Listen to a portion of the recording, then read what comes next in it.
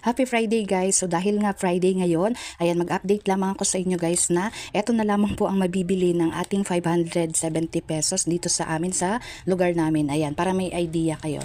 So ngayong araw bumili ako nitong extra big na pansit canton. Payless yung kanyang brand. Ayan, tagi-isang flavor lang.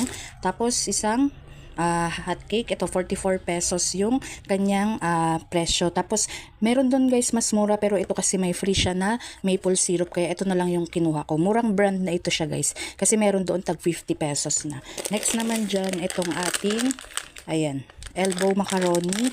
Magagamit ko to siya guys pag gusto namin mag-snacks, ng halimbawa magmerenda ng mga sopas o kaya ng mga mga parang bake mac, mga ganyan. So maliit lang din guys yung mga pinagbibili natin. Ito yung ating 1/4 na asukal. Tapos Milo ni Teddy. May bago nga pala akong nakita guys. Ito yung bago ng Charmy na menstrual pants. So itatry ko lang siya kung okay siya guys sa akin. 2 pads ito siya guys. Tapos tag 40 plus ito siya. Yan. Tapos ito suka. Isang bote lang.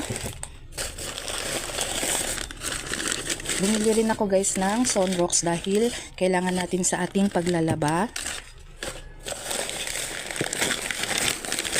At mga dalawang klase ng pang-ulam. Ito chicken nuggets at saka yung langgunisa, chicken langgunisa. Tapos bumili rin ako ng butter. So yan guys, yan lang lahat guys ang mabibili ngayon ng ating 570 pesos. Tapos eto nga pala guys, 10 piraso, palitaw naman ito siya guys. So 10 pesos each na po sa amin ang isang bilog ng palitaw. So 10 piraso to siya guys, may naglako kasi sa amin sa office.